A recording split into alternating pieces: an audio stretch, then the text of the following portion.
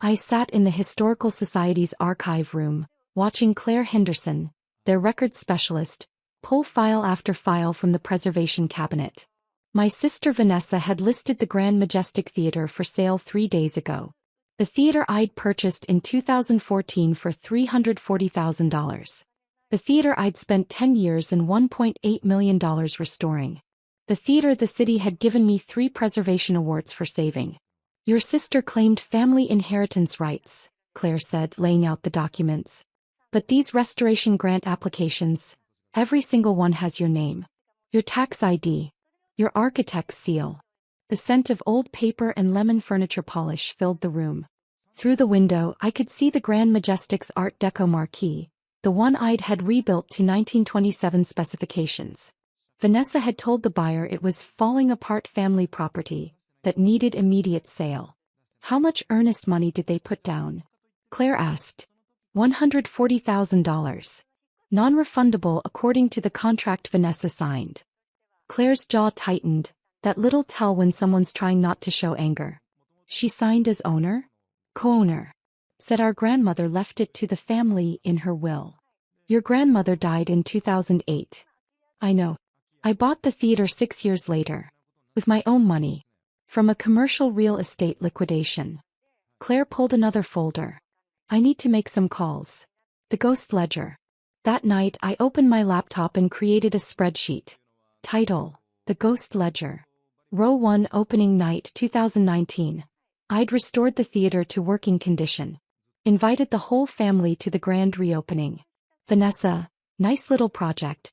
When are you getting a real job? Cost: pride in achievement never recovered. Row 2, Preservation Award 2020. City gave me the Heritage Conservation Medal. Dad, they give those to anyone. Didn't come to the ceremony. Cost: validation from father permanently withdrawn. Row 3, Every Family Gathering 2014 to 2024. 10 years of When Are You Selling That Money Pit? And Stop Playing Property Manager. And Get Married Instead of Wasting Time on Buildings. Cost: belief that my choices mattered to them fully depleted. Row 4, Sisters Boutique Lease 2021. Vanessa needed retail space. I gave her below market rent in the theater's ground floor. $1,800 instead of $3,200. She complained it was still too expensive, and told everyone I was exploiting family.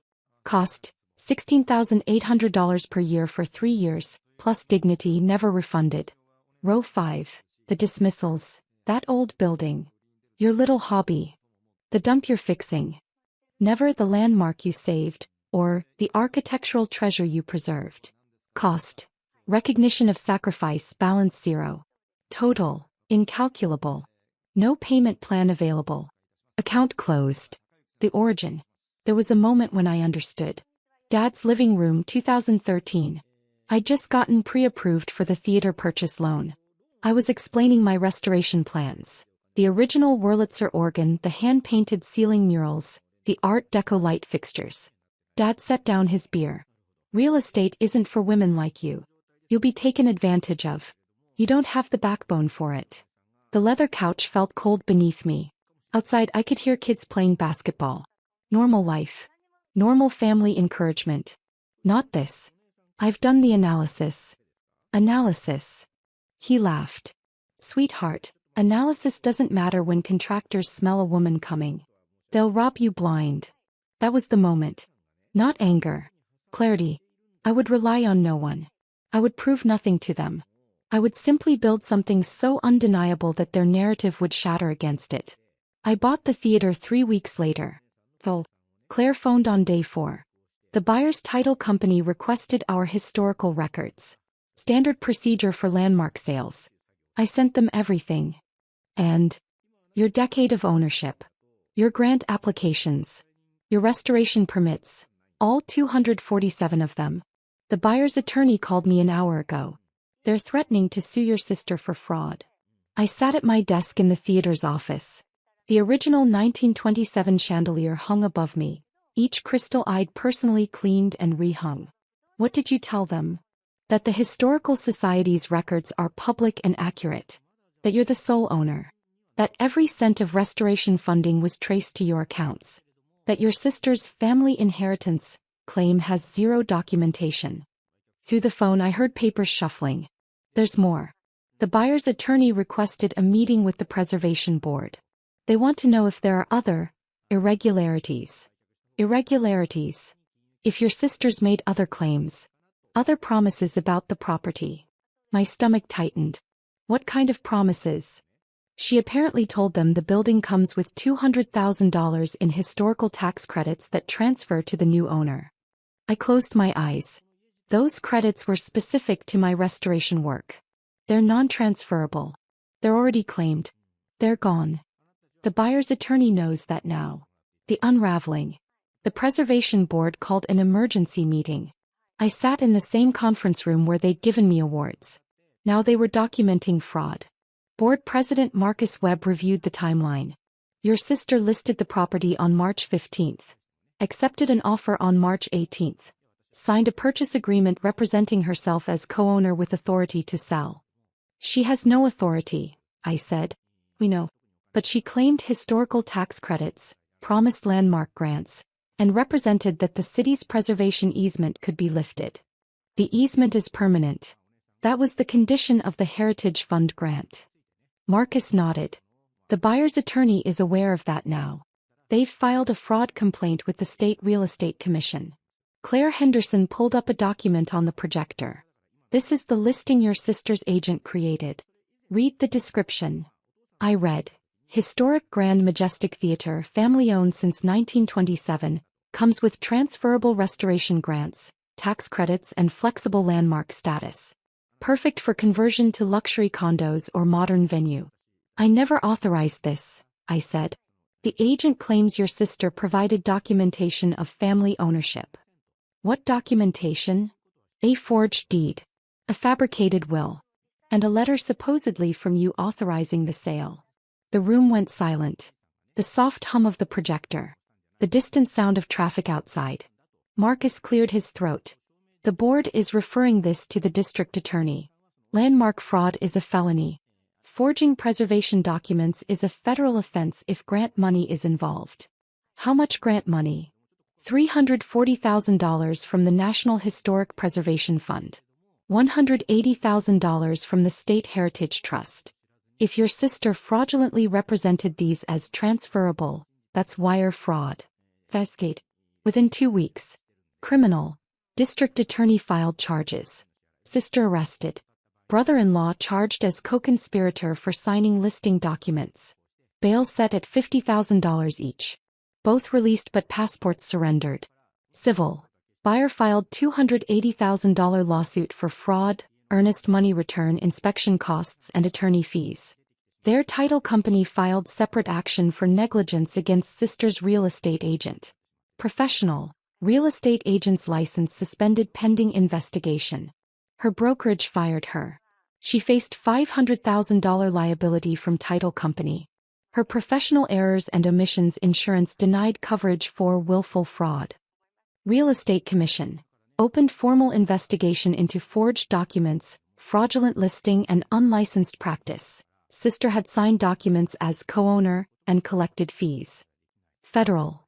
National Park Service, which administered preservation grants, referred case to FBI for investigation of grant fraud and false statements. Financial. Sister's boutique lease terminated for cause. She owed $14,400 in remaining rent plus $8,000 security deposit forfeiture for material misrepresentation of relationship with landlord. I discovered she'd been subletting the space for $4,200 monthly and pocketing the difference. Parents mortgaged their house to pay lawyers. Cost. $85,000 in legal fees in first month alone. Their retirement account. Depleted. The reckoning. I met with the buyer's attorney in my office. The theater stage lights glowed softly beyond the windows. I'd restored those fixtures myself, each one weighing 60 pounds, each one hoisted by hand. My clients want to proceed with the purchase, the attorney said. At a significant discount, given the complications. The theater's not for sale. Mrs. Anderson. Ms. Anderson. And it's not for sale at any price. She set down her pen. You could make $2.8 million. I could. But then what? Buy another building and spend another decade restoring it while my family tries to steal it again? No thank you. Your sister's facing 5 to 7 years. I know. That doesn't bother you? Thought about the ghost ledger. The decade of dismissals. The $50,400 in rent I'd subsidized while she insulted me. The preservation awards my family didn't attend. The opening night they called cute. She tried to steal 10 years of my life, I said. She tried to erase every hour I spent on scaffolding cleaning murals. Every weekend rewiring electrical systems. Every dollar of a $1.8 million restoration. She tried to sell my decade to strangers for her commission. The attorney nodded slowly. She asked if you'd write a letter to the judge. Character reference. No. She's your sister. She was my sister. Now she's someone who committed felony fraud. The relationship ended when she forged my signature. 6 months later. Sister pleaded guilty to 2 felonies, fraud and forgery. Sentence: 4 years suspended to 18 months after restitution. Restitution: $340,000 to preservation grants, $140,000 to buyer, $85,000 to parents for legal fees they paid on her behalf. Payment plan: $565,000 total at $2,100 monthly for 22 years. Brother-in-law: guilty conspiracy. Probation, fine, permanent fraud conviction on record. His commercial lending career destroyed. Real estate agent, license revoked. Civil judgment, $280,000. Bankruptcy filed. Career over. Parents, relationship severed. They testified at sister's hearing that I was vindictive and could have handled this privately. I sent one email. You race someone who committed felonies and blamed the victim. We're done. The theater thrived. I added 2 screening rooms and a restaurant. Monthly revenue, $47,000. The city designated it a National Historic Landmark. I received a personal letter from the National Trust for Historic Preservation. At the landmark ceremony, I stood on stage under the chandelier. 200 people filled the restored seats. None of them were family. The mayor handed me the plaque. You didn't just save a building. You saved our history. I looked at the Art Deco murals, the original Wurlitzer, the hand-carved balustrades. Every piece I'd fought for.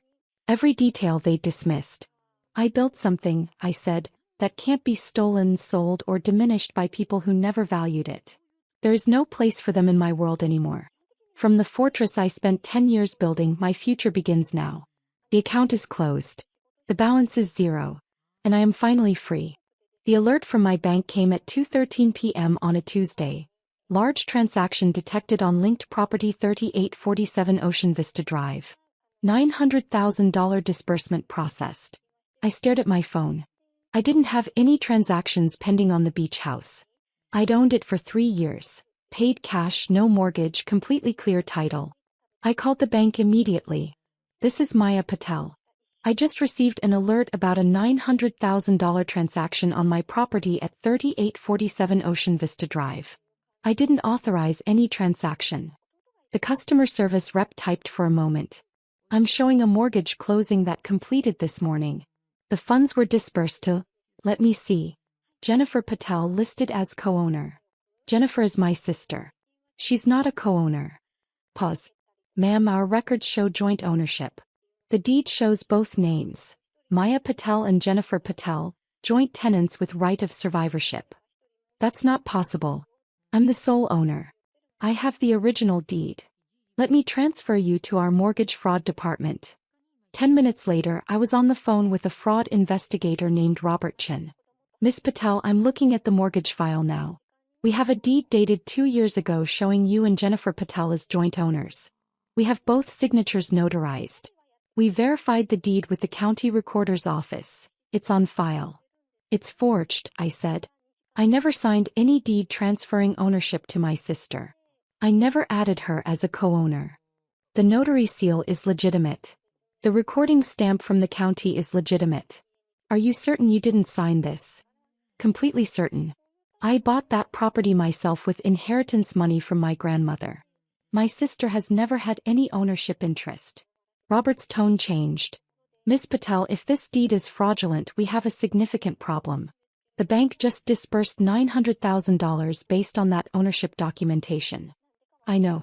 And I need that transaction reversed immediately. I'm escalating this to our legal department. Don't hang up. I sat in my office. I was supposed to be reviewing architectural plans for a client, but my hands were shaking too much to focus. Waiting while Robert conferenced in the bank's attorney. A woman's voice joined. Miss Patel, this is Catherine Walsh, Senior Counsel for Pacific Coast Bank. We're reviewing your fraud claim. Can you provide proof of sole ownership? Yes. I have the original deed from my purchase 3 years ago. I have the title insurance policy. I have the coastal development permits in my name only. I can send everything within the hour. Please do. Email them to Robert immediately. We're freezing the disbursed funds pending investigation. After I hung up, I pulled every document related to the beach house. The purchase deed showing Maya Patel as sole owner. The title insurance policy.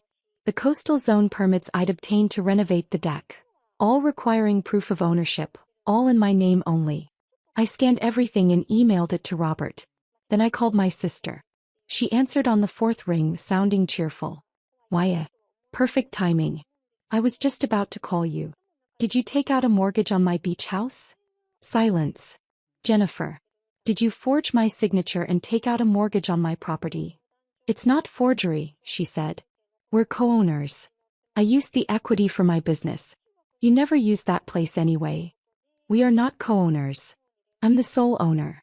I have the original deed. Whatever you filed is fraudulent. Dad helped me with the paperwork. He said it was fine. You've always been selfish about that house and I needed capital for my restaurant. The mortgage company approved everything. Because you committed fraud. Jennifer, the bank is investigating. They've frozen the funds. You're going to face criminal charges. You're overreacting.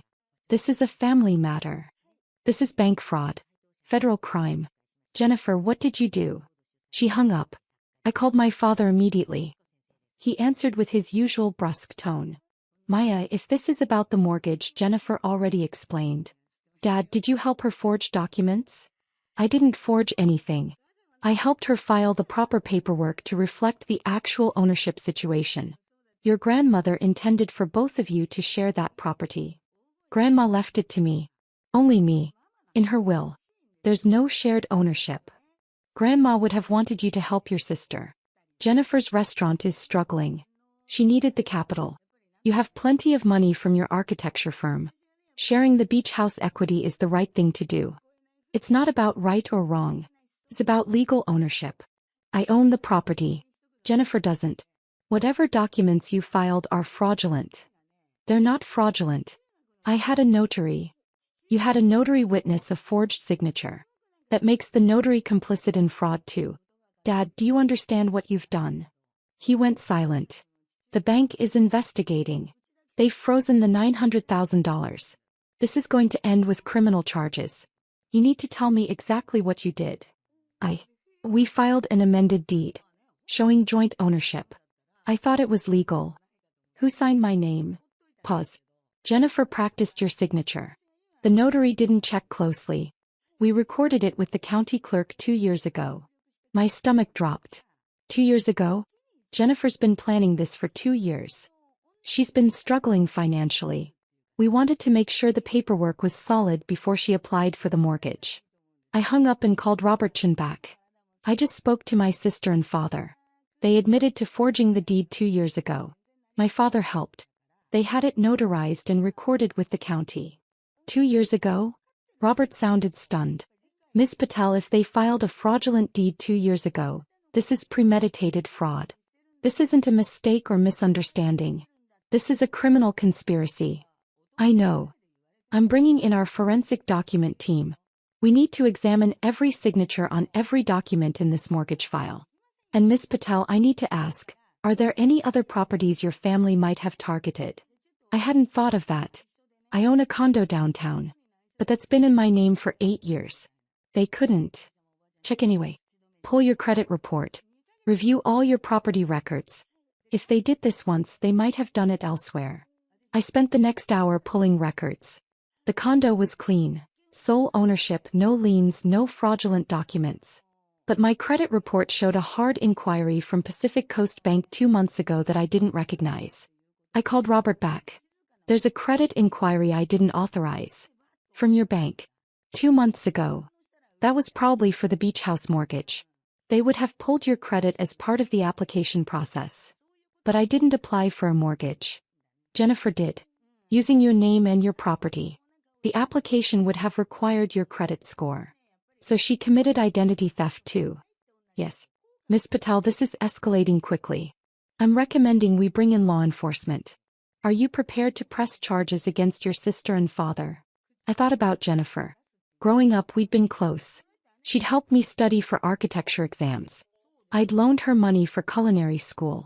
But that was before she'd started asking for larger and larger amounts. Before I'd started saying no. Yes, I said. Press charges. I'll contact the FBI. This crosses state lines. The notary was in Nevada, the property is in California, the bank is headquartered in Oregon. That makes it federal jurisdiction. The next morning, 2 FBI agents came to my office. Special Agents Morrison and Park. They took my statement, reviewed the documents, and asked questions about my family's financial situation. Your sister's restaurant is $400,000 in debt, Agent Morrison said. She's facing bankruptcy. The $900,000 mortgage was her last attempt to save it. By stealing from me. Yes. And your father co-signed the mortgage application. He claimed to be a co-owner as well. He what? Agent Park pulled out documents.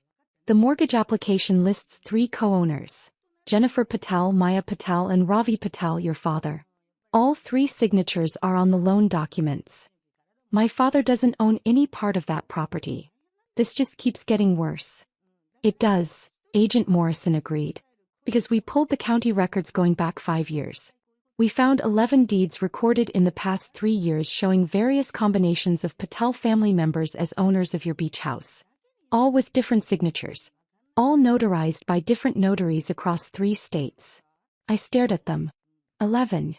Your sister has been systematically filing fraudulent deeds every few months, probably testing which versions would be accepted for mortgage applications. The one from 2 years ago was the most recent before the successful mortgage application. Why didn't the county recorder catch this? They record documents. They don't verify signatures or investigate ownership disputes unless someone files a complaint. Your sister was counting on you never checking the public records. Agent Park leaned forward. Ms. Patel, this is a sophisticated fraud scheme. Your sister didn't act alone. We believe your father provided financial planning advice. We've also identified the notaries who sealed these documents. At least 2 of them are under investigation for notary fraud in other cases. What happens now? We're executing search warrants today on your sister's restaurant, your father's home office, and the offices of the notaries involved. We're seizing financial records, computers, and any evidence of the fraud conspiracy. Your sister and father will be arrested within 48 hours. I went home that night and sat in my apartment looking at photos of Jennifer and me as kids. Building sandcastles at the beach. The same beach where I now owned a house she tried to steal. My phone rang. My mother. Maya, the FBI came to the house. They took your father's computer. They're talking about arresting him. What did you do? I reported fraud. Dad and Jennifer forged documents to steal my property. They were trying to help Jennifer. You could have just given her the money. Mom, they forged 11 deeds over 3 years. This wasn't desperation. This was a planned crime. She's your sister. Who committed bank fraud and identity theft? Mom, this isn't a family disagreement. This is federal crime. She hung up on me. 6 weeks later. Jennifer pleaded guilty to bank fraud, identity theft, and conspiracy. 18 months in federal prison, 3 years supervised release, and $900,000 in restitution. My father pleaded guilty to conspiracy and fraud. 12 months in prison, 2 years supervised release, and joint liability for the restitution.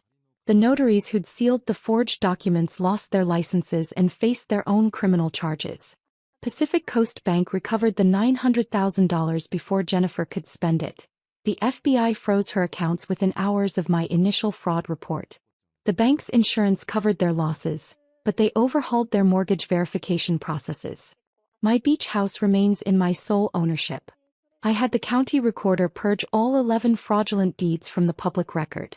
I paid for title insurance upgrade that protects against forgery. My mother sent one email. I hope you're satisfied. You've destroyed this family. I didn't respond. But I thought about it. I didn't destroy the family. Jennifer destroyed it when she decided my property was hers to steal. My father destroyed it when he helped her forge documents. They chose crime over integrity. I just chose to protect what was legally mine. My sister is in federal prison. My father serves weekends in county jail. My mother won't speak to me. And I still own my beach house. The one I bought with my inheritance. The one my grandmother left specifically to me. The one Jennifer spent 3 years planning to steal. Last weekend I drove out there. Sat on the deck watching waves. Thought about how family was supposed to mean safety and support. Instead it meant forged signatures in federal prison. I don't visit my sister. Don't write to my father. Don't answer my mother's calls. I just go to work, design buildings, and occasionally spend weekends at the beach house that's mine. Legally, completely, and forever. Because some things aren't negotiable. Like property rights. Like legal ownership.